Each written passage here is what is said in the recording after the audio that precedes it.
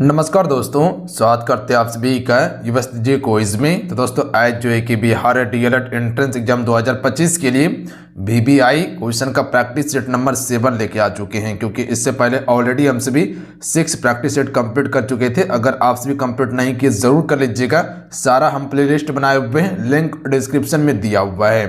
तो चलिए शुरू करते हैं। सभी एक बार सेशन को लाइक करके शेयर कर लीजिएगा। इसके अलावा साइंस का मॉडल सेट, उसके बाद जो है कि सामाजिक विज्ञान का मॉडल सेट और हिंदी का भी मॉडल सेट दिया गया है, और इसके अलावा बहुत सारा क्लासेस हुआ है, हम सारा प्लेलिस्ट बना दिए हैं। तो एक एक करके सारा आप सभी कंप्लीट कर लीजिए, क्योंकि एग्जाम जल्द ही होने वाला है। तो आप सभी अभी तैयारी में कोई कसर मत कीजिएगा। आज का फर्स्ट क्वेश्चन देखिए, पहला क्वेश्चन है कि इनमें से कौन सा परिवहन का मार्ग नहीं है। देखिए ये क्वेश्चन आपके बिहार डीएलएड 2022 में पूछा गया है, तो ध्यान दीजिएगा आप सभी। इस सेट में आपको पीवाईक्यू क्वेश्चन प्लस में न्यू क्वेश्चन ऐड करके दिया जाता है, और इस क्वेश्चन से संबंधित जो भी एक्स्ट्रा फैक्ट बनता है वो सारा फैक्ट हम बताते हैं, ताकि आप सभी प्रश्नों को आराम से बना लीजिएगा। अगर प्रश्न इधर उधर से पूछा जाएगा तो हैंडल करके आप प्रश्न को बना लीजिएगा, दिक्कत नहीं होगा आप सभी को। तो राइट आंसर ऑप्शन में हो जाएगा पर्वत शिखर जो है ये आपका परिवहन का मार्ग नहीं है, जबकि सड़क, जल और वायु ये सभी आपका परिवहन का मार्ग होगा। अगला क्वेश्चन देखिए, चिली में सुधार कार्यक्रम के विरोधी थे। राइट आंसर ऑप्शन में हो जाएगा ये सभी विरोधी थे, यानी कि जमींदार भी विरोधी थे, चर्च भी था और अमीर लोग, ये सभी आपका चिली में सुधार कार्यक्रम के विरोधी थे। देखिए चिली में सुधार कार्यक्रम की शुरुआत जो है कि लगभग 1980 के दशक में किया गया था, और चिली के राष्ट्रपति थे अयादे, ध्यान दीजिएगा, उसी की तरह शुरू किया गया था, और ये सभी ने इसका विरोध किया था। तो डेट को याद रखिएगा, कब किया गया था, 1970 के समथिंग में। तो डेट भी पूछ लिया जाता है। राष्ट्रपति कौन था उस समय, अयादे चिली का राष्ट्रपति था। अगला क्वेश्चन है कि निम्नलिखित में से कौन एक प्राकृतिक संसाधन नहीं है। राइट आंसर हो जाएगा ऑप्शन में सी, नगर जो है प्राकृतिक संसाधन नहीं है, जबकि वन हो गया, नदियां हो गया, मिट्टी हो गया, ये सभी प्राकृतिक संसाधन का उदाहरण है। तो option number C correct answer होगा। देखते ही आंसर कर सकते थे आप सभी। आइए अगला क्वेश्चन देख लीजिएगा। अगला क्वेश्चन है कि राज्यसभा को किस अनुच्छेद के अनुसार विशिष्ट शक्तियां प्राप्त हुई हैं। देखिए अगर राज्यसभा की बात किया जाए तो आप सभी को पता है कि राज्यसभा में अधिकतम सदस्य की संख्या कितना हो सकता है, 250 हो सकता है। याद रखिएगा, राज्यसभा को हम सभी क्या कहते हैं, उच्च सदन कहते हैं या बूढ़ों का सदन कहते हैं। क्वेश्चन पूछा जाता है राज्यसभा से अगर कोई भी पीएम यानी कि प्रधानमंत्री बनता है तो इसका कार्यकाल कितने वर्ष का होता है। तो याद रखिएगा इसका कार्यकाल कितने वर्ष का होता है, तो 6 वर्ष का होता है। राज्यसभा से कोई प्रधानमंत्री बनता है तो उम्र कितना होना चाहिए, 30 वर्ष उम्र होना चाहिए। तो ध्यान दीजिएगा राज्यसभा को किस अनुच्छेद के अनुसार विशिष्ट शक्तियां प्राप्त हैं, तो अनुच्छेद 249 के तहत। Option number D right answer हो जाएगा। यहीं से एक आप लोकसभा के बारे में याद रखिएगा, लोकसभा से भी क्वेश्चन आपके पेपर में पूछा जाता है। अगर क्वेश्चन पूछा जाए कि लोकसभा को क्या भंग कर सकते हैं, बिल्कुल भंग किया जाता है। हर एक 5 वर्ष में लोकसभा भंग होकर नया मंत्रिमंडल का गठन होता है। ध्यान दीजिएगा, अगर लोकसभा से कोई भी प्रधानमंत्री बनता है तो उम्र 25 वर्ष होना चाहिए, कार्यकाल इसका 5 वर्ष का होता है। इसे हम सभी क्या कहते हैं, निम्न सदन कहते हैं, और इसे भंग किया जा सकता है। देखिए आपसे बताना चाहते हैं बिहार डीएलएड के लिए स्पेशल जो है कि हिंदी का ई बुक लॉन्च कर दिया गया है, और ये हिंदी का topic wise important most important जो क्वेश्चन बन सकता था उसी को शामिल किया गया है। इसमें देखिएगा तो सारा टॉपिक वाइज दिए हुए हैं, इसमें कहीं कोई दिक्कत नहीं है। क्वेश्चन कितना है, तो 1000 प्लस क्वेश्चन दिए हुए हिंदी का। जो हिंदी को लेकर टेंशन हो रहा था, मुहावरा, छंद, अलंकार को लेकर जो टेंशन हो रहा था, आप सभी को टेंशन नहीं लेना है। देखिए अलंकार का हम लगभग 100 क्वेश्चन ऐड कर दिए हैं, छंद का भी लगभग 100 क्वेश्चन हो जाएगा। उसी प्रकार से जैसे मुहावरा का क्वेश्चन पूछा जाता है तो उसका भी वेटेज बहुत ज्यादा दिए हुए, यानी कि जो ज्यादा वेटेज से क्वेश्चन पूछा जा रहा था डीएलएड में उसका जो है कि अच्छा खासा वेटेज दिए हुए हैं। तो यहाँ पर देखिएगा 1000 प्लस क्वेश्चन है। अगर इस ई बुक को पढ़ लीजिएगा तो हिंदी के लिए फिर आपको टेंशन लेना ही नहीं है। ध्यान दीजिएगा, बस हम यही कहेंगे अगर हिंदी में 100% स्कोर करना है तो आप इस ई बुक को पढ़ जाइए, मिनिमम फी में मिलेगा। कैसे आप सभी को डाउनलोड करना है ये अभी हम तुरंत बताएंगे आप सभी को कैसे मिलेगा। देखिए इस ई बुक को डाउनलोड करने के लिए सबसे पहले आपको प्ले स्टोर पे जाना है, वहां से आप सभी को सक्सेस योद्धा एप्लीकेशन को डाउनलोड कर लेना है। लिंक भी हम डिस्क्रिप्शन और कमेंट बॉक्स में पिन कर दिए हैं, और आपसे इसको 5 स्टार देके उसके बाद रजिस्ट्रेशन कर लीजिएगा। सक्सेस योद्धा एप्लीकेशन का नाम है, युवा शक्ति जी के क्विज का ही एप्लीकेशन है। अन्यथा अगर किसी को प्रॉब्लम होगा तो डायरेक्ट ये QR कोड कोड दे रहे हैं, इस पे पेमेंट करके आप सभी इस व्हाट्सएप नंबर पर भेज दीजिएगा, ठीक है। आपको ई बुक मिल जाएगा, ऐसा नहीं समझना कि पेमेंट करने के बाद ई बुक नहीं मिलेगा, 100% मिलेगा आपको, इसके लिए टेंशन नहीं लेना है। ई बुक का प्राइस कितना रखे हैं, मात्र में 30 रुपया रखे हैं, इससे बेसी नहीं रखे हैं। सभी बच्चे आराम से डाउनलोड कर लीजिएगा। हम आपको बताते हैं कि अगर 30 रुपया खर्चा कर लेते हैं तो फिर आपको हिंदी के लिए सोचना नहीं होगा, क्योंकि डीएलएड में हिंदी का बड़ा दर्द होता है माथा का, तो उसी को देखते हुए सोल्यूशन लाएं आप सभी के लिए। अगला क्वेश्चन देखिए, चार्ल्स डिकेंस द्वारा रचित उपन्यास डॉम्बी एंड सन सिद्धांत प्रकाशित हुआ था। देखिए ये भी प्रश्न आपकी बिहार डीएलएड में पूछा गया है। राइट आंसर ऑप्शन में भी हो जाएगा 1848 में जो कि प्रकाशित हुआ था। अब ये क्वेश्चन पूछ लिया गया है, आगे आप सभी से ये पूछा जा सकता है कि इसके रचयिता कौन थे, तो ध्यान दीजिएगा आप सभी, चार्ल्स डिकेंस ही इसके रचयिता थे। तो ऑप्शन नंबर यहाँ बी आप सभी टिक कर सकते हैं। चलिए क्लियर है। अगला क्वेश्चन देखिए 6 नंबर है कि डैश का मानना था कि राज्य और समाज के स्थापित पारंपरिक संस्थानों से संरक्षित किया जाना चाहिए था। तो ये किसका मानना था, कंजर्वेटिव का मानना था, याद रखिएगा। देखिए 1815 के लगभग में जब नेपोलियन हार गया था, तब जो है कि यूरोपीय सरकार रूढ़िवादी की भावना से प्रेरित था, क्योंकि रूढ़िवादी कंजर्वेटिव का मानना था कि राज्य और समाज की स्थापना पारंपरिक संस्थानों को संरक्षित किया जाना था। तो ये किसका मानना था, कंजर्वेटिव का मानना था, याद रखिएगा आप सभी। अगला क्वेश्चन है कि वैश्वीकरण की नीति से किस क्षेत्र में लाभ नहीं हुआ था। तो वैश्वीकरण की नीति से लाभ जो नहीं हुआ था, राइट आंसर हो जाएगा ऑप्शन नंबर ए, कृषि क्षेत्र में लाभ नहीं हुआ था, जबकि विनिर्माण क्षेत्र में लाभ हुआ था, सेवा क्षेत्र में लाभ हुआ था, ध्यान दीजिएगा आप सभी, जबकि कृषि क्षेत्र में लाभ नहीं हुआ था। अच्छा, अगर बात किया जाए कि भारत में जो है कि कृषि व्यवस्था की बात किया जाए तो जीडीपी में इसका योगदान कितना है कृषि क्षेत्र में, यानी कि कृषि जो होता है ये प्राथमिक क्षेत्र के अंतर्गत आता है, याद रखिएगा, प्राथमिक क्षेत्र के अंतर्गत आता है। लगभग 18 से लेकर 19% इसका योगदान है जीडीपी वाला क्षेत्र में, याद रखिएगा आप सभी। जो प्राथमिक क्षेत्र के अंतर्गत आता है तो प्राथमिक क्षेत्र का योगदान 18 से लेकर 19%, द्वितीय क्षेत्र का जो योगदान है जीडीपी में वो लगभग 32 से 33% के अप्रॉक्स में, और तृतीय क्षेत्र का लगभग 52 से 53% है। तो क्वेश्चन बनता है पेपर में, ध्यान दीजिएगा कि सबसे अधिक जीडीपी में किस क्षेत्र का योगदान है, तो तीसरा क्षेत्र का, सबसे कम आपका प्रथम क्षेत्र का जो प्राकृतिक पर आधारित है। मैकमोहन रेखा भारत को किस देश से अलग करती हैं, राइट आंसर होगा चीन को भारत से अलग करती है। ये कहाँ पे है आपका, अरुणाचल प्रदेश में है मैकमोहन रेखा, याद रखिएगा आप सभी। हालांकि चीन इस रेखा को नहीं मानता है, याद रखिएगा। निर्धारण कब हुआ था, 1914 में हुआ था। यह आपके बिहार डीएलएड में पूछा गया है, तो आगे पूछा जा सकता है कि ये कब हुआ था। इसके अलावा याद रखिएगा कि भारत और पाकिस्तान के बीच में इंडिया प्लस आपका नल्ला के बीच में कौन सी रेखा है, तो याद रखिएगा रेडक्लिफ रेखा है। अच्छा, पाकिस्तान प्लस अफगानिस्तान के बीच में कौन सी रेखा है, ड्यूरेंट रेखा, याद रखिएगा आप सभी।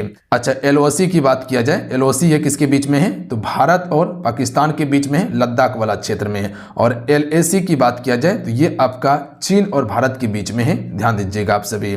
अगला क्वेश्चन है कि औद्योगिक क्रांति सर्वप्रथम किस देश में हुई थी। देखिए जो भी प्रश्न बन सकते हैं वो सारा प्रश्न हम आपको बता देंगे, ताकि प्रश्न इधर उधर से आयोग पूछे तो आप आराम से हैंडल करके बना लीजिएगा। सभी एक बार सेशन को लाइक कर लीजिएगा। अगर आपको लगता है कि हाँ सर मेरे लिए मेहनत कर रहे हैं तो एक लाइक करके अपने अपने दोस्तों में से शेयर जरूर कीजिएगा। हम हमेशा आपको बेहतर कंटेंट देने का कोशिश करते हैं, तो इसीलिए आपसे सेशन को लाइक करके सेशन को आपसे शेयर जरूर किया कीजिए। जो भी चैनल पर नए हैं चैनल को जरूर सब्सक्राइब कर लीजिएगा। औद्योगिक क्रांति सर्वप्रथम किस देश में हुई थी, राइट आंसर ऑप्शन में हो जाएगा इंग्लैंड में। यह प्रश्न आपके बिहार डीएलएड में पूछा गया है, यह प्रश्न तो पूछ लिया गया है। आगे ये आपसे से पूछा जा सकता है कि ये कब हुआ था, तो याद रखिएगा ये आपका 1760 के दशक में, ध्यान दीजिएगा आप सभी, कब 1760 में हुआ था।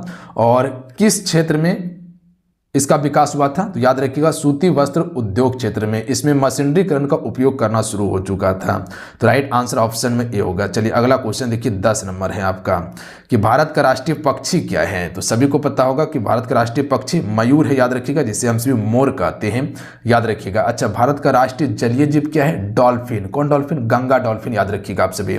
भारत का राष्ट्रीय पशु क्या है, बाघ है, याद रखेंगे आप सभी। चीजें क्लियर हैं। अच्छा, मयूर का कभी कभी जो है कि वैज्ञानिक नाम पूछा जाता है, तो क्या होता है, पाबो क्रिस्टेटस इसका वैज्ञानिक नाम है।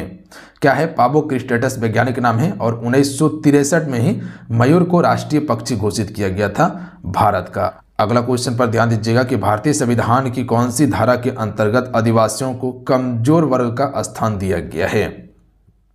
तो ये आपका अनुच्छेद 342 के तहत दिया गया है। अच्छा, अनुच्छेद 341 किससे संबंधित है? तो याद रखिएगा अनुसूचित जातियों से संबंधित है। और अनुच्छेद 342 को किससे संबंधित है? तो सामाजिक और शैक्षणिक पिछड़ा वर्ग से संबंधित है। सामाजिक शैक्षणिक पिछड़ा वर्ग से संबंधित है, याद रखिएगा आप सभी। और अनुच्छेद 343 के बारे में याद रखिएगा कि ये संघ की राजभाषा से संबंधित है। अगला क्वेश्चन देख लीजिएगा कि लोकतंत्र के विकास के तीसरे चरण में किस विचार को मान्यता मिली है? तो लोकतंत्र के तीसरे चरण में जो ये किसको मिला है? राजनीतिक समानता के साथ आर्थिक समानता को मिला है। तो option number D right answer होगा, याद रखिएगा आप सभी। किसको मिला है? राजनीतिक समानता के साथ आर्थिक समानता को। अगला क्वेश्चन देखिए, गुप्त संधि की नीति किसने अपनाई थी? देखिए, गुप्त संधि जो हुआ था ये बिस्मार्क और रूस के बीच में हुआ था, याद रखिएगा, बिस्मार्क और रूस के बीच में हुआ था। तो ऑप्शन नंबर इसका बी करेक्ट आंसर होगा। और ये संधि कब हुआ था? तो ये डेट को याद रखिएगा, डेट पूछा जा सकता है, 1887 में हुआ था, याद रखिएगा। अच्छा, जर्मनी का एकीकरण किसने किया था? बिस्मार्क ने ही जर्मनी का एकीकरण किया था। और बिस्मार्क को सबसे अधिक डर किससे लग रहा था? फ्रांस से भय था। तो क्वेश्चन पूछा जाता है कि बिस्मार्क को सबसे अधिक भय किससे था? फ्रांस से। अगला क्वेश्चन है कि इनमें से किस देश को सामाजिक विभेद के कारण विखंडन का सामना करना पड़ा था? तो राइट आंसर ऑप्शन में सी हो जाएगा, यूगोस्लाविया को करना पड़ा था। ऑप्शन में सी करेक्ट आंसर होगा। एग्जैक्ट प्रश्न को याद रखिएगा आप सभी। अगला क्वेश्चन देखिए, विश्व के जल भृतों में डैश से थोड़ा कम मीठे पानी को भूजल के रूप में संग्रहित किया गया है। सिंपल भाषा में समझिएगा कि पूरे विश्व में मीठे पानी की जल की बात किया जाए तो मात्र में 2.4 या 5% के अप्रॉक्स में है। तो इसको हम 3% के अप्रॉक्स में मान सकते हैं। तो ऑप्शन में सी की तरफ यहाँ जाया जा सकता था। अगला क्वेश्चन देख लीजिएगा, माउंट एवरेस्ट की ऊंचाई कितनी है? यह प्रश्न आपके बिहार डीएलएड 2022 में पूछा गया था प्रश्न। तो आयोग अप्रॉक्स में 3% लिया है, पर याद रखिएगा मात्र में 2.4% पर ही जल है जो मीठे पानी है जिसे हम सिर्फ पी सकते हैं। माउंट एवरेस्ट की ऊंचाई कितनी है? तो सभी को पता होगा कि 8,848 मीटर, किसी किसी बुक में 8,850 मीटर भी आपको देखने के लिए मिल जाएगा, याद रखिएगा। देखिए, माउंट एवरेस्ट को हम सभी माउंट एवरेस्ट ही कहते हैं। और ये किसके नाम पर पड़ा था? भारत का एक महासर्वेक्षक था, उसका नाम था सर जॉर्ज एवरेस्ट। इसी के नाम पर एवरेस्ट पड़ा था और ये भारत का था। बट नेपाल में इसे सागर माथा कहा जाता है। तो क्वेश्चन अगर पूछा जाए कि नेपाल में हम सभी किस नाम से जानते हैं? 1 मिनट। नेपाल में माउंट एवरेस्ट को हम सभी किस नाम से जानते हैं? तो सागर माथा कहा जाता है। इससे चीजें क्लियर हैं।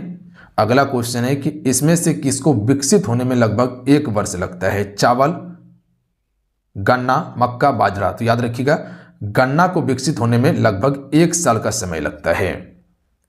अगर आपसे इसे पूछा जाए कि गन्ना के लिए तापमान कितना होना चाहिए, तो 20 डिग्री सेल्सियस से लेकर 27 डिग्री सेल्सियस के बीच में इसको तापमान चाहिए। अगर वहीं वर्षा की बात किया जाए तो 100 से लेके 200 सेमी इसको वर्षा चाहिए, याद रखिएगा कितना? 200 सेमी तक वर्षा चाहिए।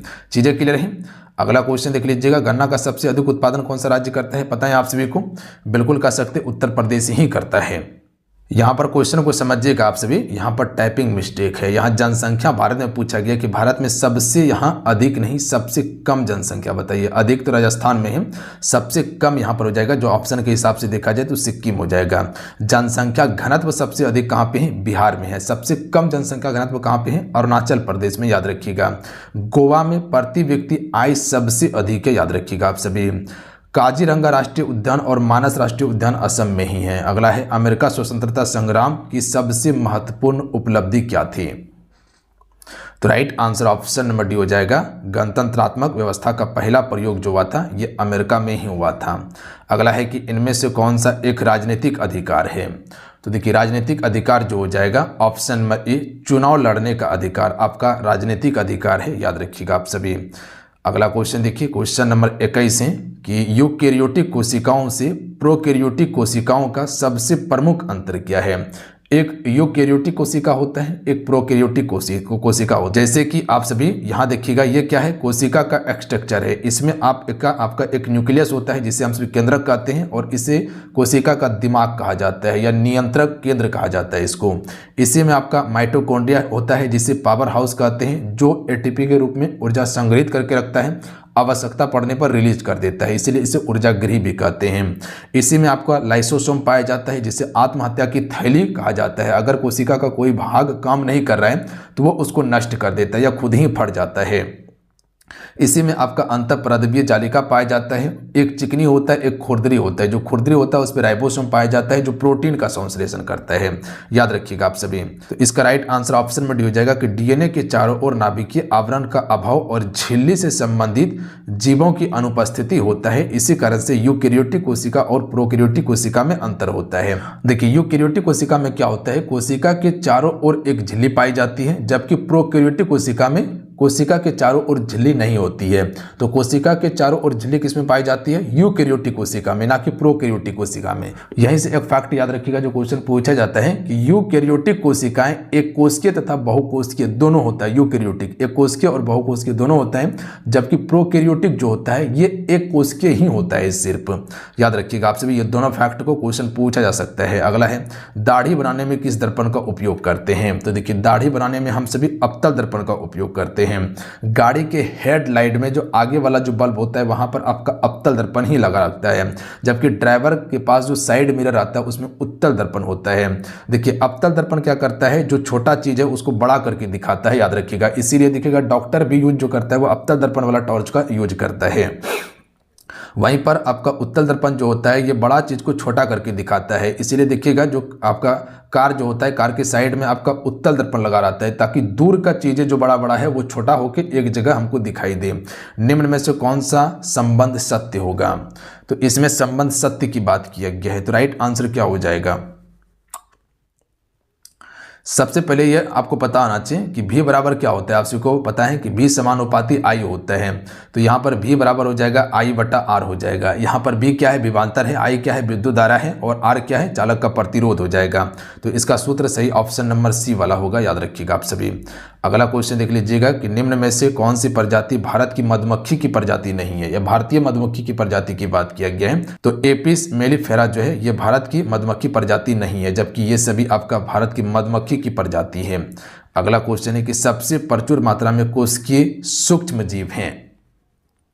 तो देखिए, सबसे प्रचुर मात्रा में जो आपका सूक्ष्म जीव जो पाए जाते हैं वो बैक्टीरिया पाए जाते हैं। याद रखिएगा आप सभी, जिससे हम सभी क्या कहते हैं, जीवाणु कहते हैं। बात समझिए आप सभी। तो हैजा जो होता है ये जीवाणु के कारण हो जाता है, टाइफाइड भी जीवाणु के कारण होते हैं। अगला है कि मानव अस्तित्व को बनाए रखने के लिए सबसे महत्वपूर्ण हवा कौन सी है। तो देखिए, मानव को क्या चाहिए, ऑक्सीजन चाहिए, चाहिए ना, बिल्कुल। तो option number C right answer हो जाएगा। मानव के शरीर में सबसे अधिक मात्रा में क्या है, ऑक्सीजन है। याद रखिएगा आप सभी। अगर यही क्वेश्चन पूछा जाए कि वायुमंडल में सबसे अधिक मात्रा में क्या है, तो नाइट्रोजन वायुमंडल में सबसे अधिक मात्रा में है 78%। वायुमंडल में ऑक्सीजन कितना है, तो ऑक्सीजन 21% के अप्रॉक्स में है। Carbon dioxide 0.03%। याद रखिएगा आप सभी। जबकि मानव शरीर में बात किया जाए तो ऑक्सीजन सबसे अधिक मात्रा में है। अगला है लाइम जल है, लाइम जल है। तो इसका राइट आंसर हो जाएगा, लाइम जल को हम सभी चूना जल के नाम से जानते हैं। इसका सूत्र होता है CaOH हॉल 2 होता है। याद रखिएगा आप सभी। तो ऑप्शन नंबर इसका बी करेक्ट आंसर होगा। देखिए, जब आपका चूना जो होता है CaO जो होता है ये आपका जल के साथ अभिक्रिया करता है, H2 के साथ अभिक्रिया करता है, तब ये आपका CaOH2 का निर्माण करता है, यानी कि चूना जल का निर्माण करता है। याद रखिएगा, ऑप्शन में बी करेक्ट आंसर होगा।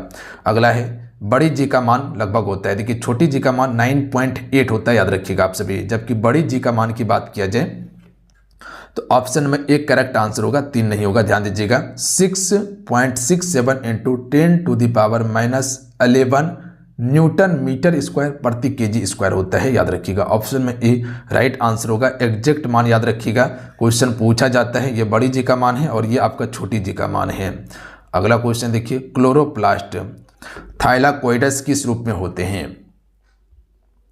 तो ये आपका आपस में जुड़ी एक थैली के रूप में होते हैं। याद रखिएगा आप सभी, आपस में जुड़ी एक थैली के रूप में होते हैं। और ये प्रश्न बिहार डीएलएड में 2022 में पूछा गया था। अगला क्वेश्चन देखिए, कैथोड किरणें होती हैं।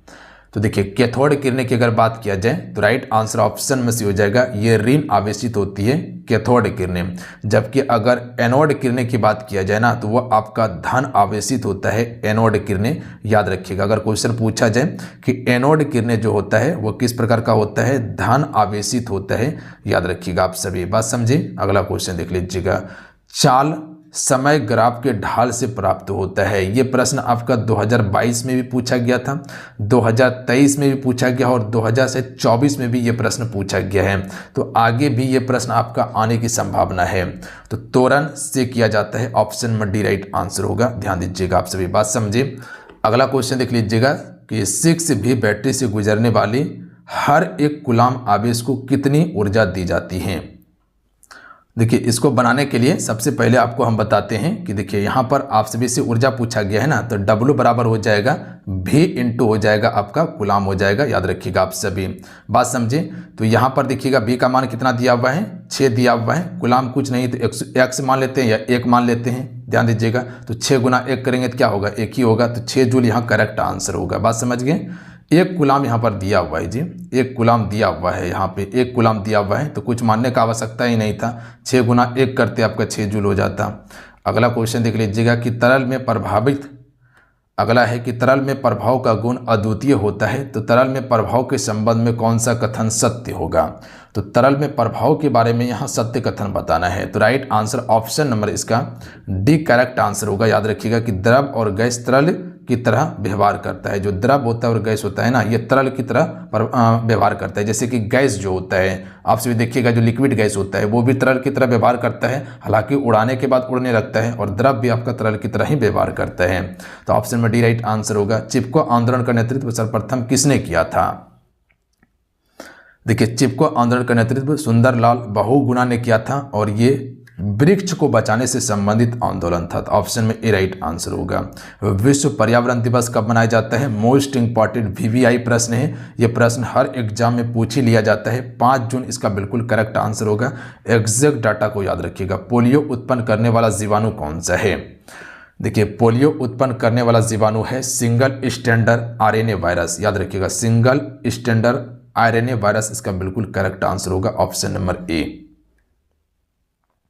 और ये ज़्यादातर शिकार जो होता है 0 से लेकर 5 वर्ष तक के जो बच्चे होते हैं ना, उसमें ज़्यादातर इससे आपका कह सकते हैं प्रभावित होता है। बात समझे पोलियो से, तो इसीलिए देखिएगा बच्चे में पोलियो का टीका लगाया जाता है ना। अगला क्वेश्चन है कि निम्नलिखित में से कौन से धातुओं को गहने बनाने में प्रयोग किया जाता है।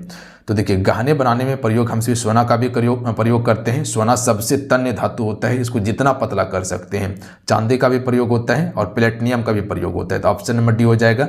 प्लेटिनियम को हम सिर्फ व्हाइट सोना के नाम से जानते हैं, याद रखिएगा, या व्हाइट हीरा भी इसे कहा जाता है। अगला क्वेश्चन देख लीजिएगा, प्लेटिनियम क्या होता है, एकदम व्हाइट होता है।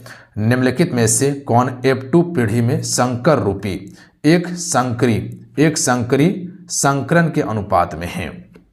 तो देखिए F2 की यहाँ पर बात किया जाए ना, F2 पीढ़ी में जो होता है, तो ध्यान से सुनिएगा, F2 पीढ़ी में फेनोटाइप का आपका मोनोहाइब्रिड का अनुपात होता है। याद रखिएगा फेनोटाइप मोनोहाइब्रिड का अनुपात 3:1 में होता है, और वहीं पर आपका जेनोटाइप की बात किया जाए तो उसमें जेनोटाइप में 1:2:1 में होता है। तो इसका यहाँ पर ऑप्शन में बी हो जाएगा, F2 में 3:1 में होगा। अगला क्वेश्चन देखिएगा, हिंदी से प्रश्न है कि निम्नलिखित में से कौन सा एक वर्णिक छंद के बारे में बताना है।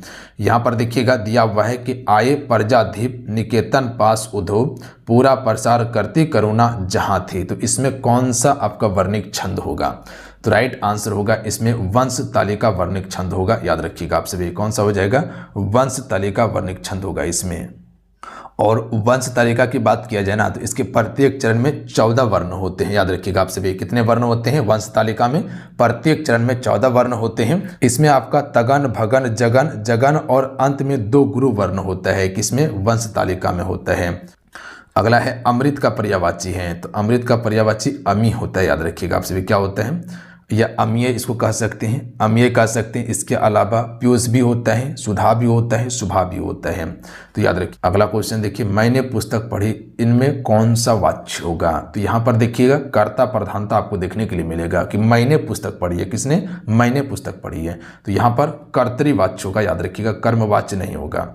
अगला क्वेश्चन देखिए, ना खुदा ही मिला ना विशाले सनम, ना इधर के रहे ना उधर के रहे, इस पंक्ति में कौन सा अलंकार है? तो यहाँ पर देखिएगा विरोध प्रकट किया जा रहा है। ना खुदा ही मिला, ना विशाले सनम, ना इधर का रहा ना उधर का रहा, इसमें कौन सा अलंकार हो जाएगा? तो इसमें आपका विरोधाभास अलंकार होगा। आपको बताएं कि जहां विरोध प्रकट किया जाए तो वहां विरोधाभास अलंकार ही होता है। अगला है अब तो सूर्य भी सिर पर आ गया, इस वाक्य में शब्द शक्ति क्या होगा? तो यहाँ पर देखिएगा व्यंग कसा जा रहा है कि अब तो सूर्य कहाँ आ गया है? सिर पर आ गया है। तो क्या किया जा रहा है? व्यंग कसा जा रहा है। और जहां पर व्यंग कसा जाए वहां पर आपका व्यंजना शब्द शक्ति होता है। याद रखिएगा आप सभी, कौन सा होता है? व्यंजना शब्द शक्ति होता है। अगला क्वेश्चन देखिए, प्रस्तुत पंक्ति में आपको अलंकार बताना है। उदित उदयाचल, मंच पर रघुबर बालपन, विकसे संत साजे सब हर्षे लोचन मृग, इसमें कौन सा अलंकार होगा? तो एग्जैक्ट को याद रखिएगा, इसमें आपका रूपक अलंकार होगा। याद रखिएगा कौन सा अलंकार होगा? रूपक अलंकार। रूपक अलंकार में क्या बताया है कि किसी के अगर समान बता दिया जाए, समझ लीजिए, या रूपी शब्द देखने के लिए मिल जाए, वहां रूपक अलंकार होता है। अगला क्वेश्चन देखिएगा कि माया महा ठगने हम जाने, तीर गुण फांस लिए कर डोले, बाली मधुर बानी, इसमें कौन सा अलंकार होगा? तो इसमें देखिए सलेस अलंकार है। देखिए सलेस अलंकार में क्या बताए थे कि जहां एक ही शब्द का दो या दो से अधिक अर्थ निकले, तो यहाँ जो आप सभी तीर गुण देख रहे हैं, इसका दो अर्थ निकलता है। याद रखिएगा आप सभी, एक होता है तीन गुण तत्व होता है। याद रखिएगा, तीर गुण का अर्थ तीन गुण तत्व होता है, और इसी का अर्थ तीन धागे वाला रस्सी भी होता है। याद रखिएगा आप सभी, तो तीर गुण का अर्थ तीन धागे वाला रस्सी भी होता है। अगला क्वेश्चन देखिए कि इनमें से कौन सा वाक्य अशुद्ध है? देखिए ऑप्शन नंबर डी वाला वाक्य जो है ये आपका अशुद्ध है। ये सभी आपका शुद्ध है कि किसान के खेत में जंगली जानवर आए हैं, ये आ गए, ये सही है। यहाँ गाय ताज़ा दूध मिलती है, सॉरी, यहाँ गाय का ताज़ा दूध मिलती है, ये भी सही है। वह हाथी पागल हो गया, ये भी सही है। गलत क्या है? ऑप्शन नंबर डी कि खरगोश को काट कर गाजर खिलाओ, ये गलत है। ध्यान दीजिएगा आप सभी, सही क्या होगा कि खरगोश को गाजर काट कर खिलाओ, ना कि काट कर गाजर खिलाओ। तो यहाँ पर पहले क्या होता कि खरगोश को गाजर काट कर खिलाओ, तो गाजर के बाद काट कर आता, तब सही उच्चारण होता है इसका। अगला है कि पो फटना मुहावरे का अर्थ क्या होता है? तो पो फटना मुहावरे का अर्थ होता है प्रातः काल होना, यश कह सकते हैं सुबह का समय होना। अगला क्वेश्चन देखिए कि वज्र योद्ध में कौन सा समास है? तो देखिए इसमें जो है आपका बहुब्रीहि समास होगा, और इसमें आपका तत्पुरुष समास भी हो सकता है। याद रखिएगा, तो ऑप्शन तत्पुरुष नहीं दिया हुआ है, तो बहुब्रीहि समास यहाँ टिक कर सकते थे आप। अगला क्वेश्चन है कि थके नयन रघुपति, छवि देखे पलक नन्ही, परिहरे निमेष में कौन सा रस का उदाहरण है इसमें? तो यहाँ पर रस बताना है, तो इसका करेक्ट आंसर क्या हो जाएगा?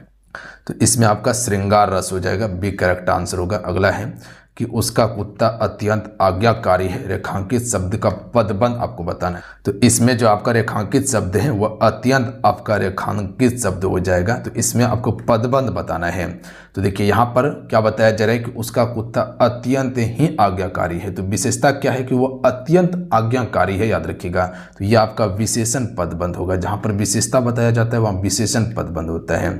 पक्षी उड़ रहे हैं किस काल का उदाहरण है? तो पक्षी अभी उड़ ही रहे हैं, तो ये आपका वर्तमान काल हो जाएगा। याद रखिएगा, पक्षी उड़ेगा भविष्य काल का होगा, पक्षी उड़ा था भूतकाल हो जाएगा। अगला क्वेश्चन है कि नित्य हो नहाता क्षीर सिंधु में कलांधर है, सुंदर तवानन, इसको कीजिएगा आप सभी, यहाँ पर टाइपिंग मिस्टेक है। तवानन की क्षमता की इच्छा से, इसमें कौन सा अलंकार होगा? तो इसमें आपका उत्प्रेक्षा अलंकार होगा। याद रखिएगा आप सभी।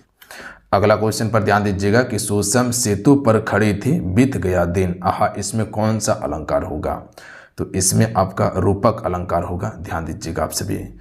अगला क्वेश्चन देखिए, स्वर संधि का उदाहरण कौन सा है? तो स्वर संधि का उदाहरण इसमें हो जाएगा रत्नाकर, जो है ये स्वर संधि का उदाहरण है। अगला क्वेश्चन है कि किस अलंकार में एक ही शब्द के अनेक अर्थों का बोध कराता है? तो देखिए यमक अलंकार में एक ही शब्द के अलग अर्थ होते हैं, जैसे कह सकते कनक, कनक का अर्थ सोना भी होता है, धतूरा भी होता है, तो वहाँ यमक अलंकार होता है। छंद के कितने अंग होते हैं? तो छंद के कुल 9 अंग होते हैं। याद रखिएगा आप सभी। आइए अगला क्वेश्चन देख लीजिएगा कि समासिक शब्दों के संबंध को स्पष्ट करना क्या कहलाता है। तो समासिक शब्दों के संबंध को स्पष्ट करना समास विग्रह ही इसे कहा जाता है। क्या कहा जाता है? समास विग्रह। अगला क्वेश्चन देखिए, प्रत्येक का संधि विच्छेद क्या होगा। देखिए प्रत्येक का संधि विच्छेद होता है आपका प्रति प्लस एक होता है, याद रखिएगा। प्रति एक उपसर्ग शब्द है, तो प्रति प्लस एक इसका बिल्कुल करेक्ट आंसर होगा। तो चलिए आज कितना है, आज की सेशन में कुल आपको 58 क्वेश्चन कंप्लीट करवाए हैं, जो कि इसमें आप सभी का PYQ क्वेश्चन प्लस में न्यू क्वेश्चन ऐड किया गया था, और क्वेश्चन के साथ में जो भी एक्स्ट्रा फैक्ट बन सकता था वो सारा फैक्ट आपको कंप्लीट करवाए हैं। आज के सेशन कैसा लगा नीचे कमेंट करके ज़रूर बताइएगा। अगर आज के सेशन अच्छा लगा हो, हेल्पफुल लगा हो, तो सबसे पहले इस सेशन को शेयर कर दीजिएगा, और जो चैनल पर नए हैं चैनल को जरूर सब्सक्राइब कर लीजिएगा। और जो भी अभी तक में हिंदी का ई-बुक डाउनलोड नहीं किए हैं ज़रूर कर लीजिएगा। 1000 सिलेक्टेड टॉपिक वाइज प्रश्न हम दे दिए हैं, तो जाके उसको पढ़ लीजिए, हिंदी का टेंशन आपका खत्म हो जाएगा। ध्यान दीजिएगा आप सभी। कहाँ पर मिलेगा? तो सक्सेस योद्धा एप्लीकेशन पे आपको मिल जाएगा। सक्सेस योद्धा एप्लीकेशन का लिंक डिस्क्रिप्शन और कमेंट बॉक्स में दिया हुआ है। अन्यथा आप कहाँ जाइए, प्ले स्टोर पे, वहाँ से जाके सक्सेस योद्धा सर्च कर लीजिएगा आप सभी। उसके बाद आप सभी उसको ज्वाइन कर लीजिएगा, ठीक है। और वहीं पर आपको ई-बुक वाला सेक्शन में मिलेगा ई-बुक। ध्यान दीजिएगा, जब स्क्रॉल कीजिएगा ऊपर तो ई-बुक वाला सेक्शन में ई-बुक आपको मिल जाएगा। जाइए आपसे फटाफट बाय करके उसको पढ़ना शुरू कीजिए। मिलते हैं। जय हिंद, वंदे मातरम।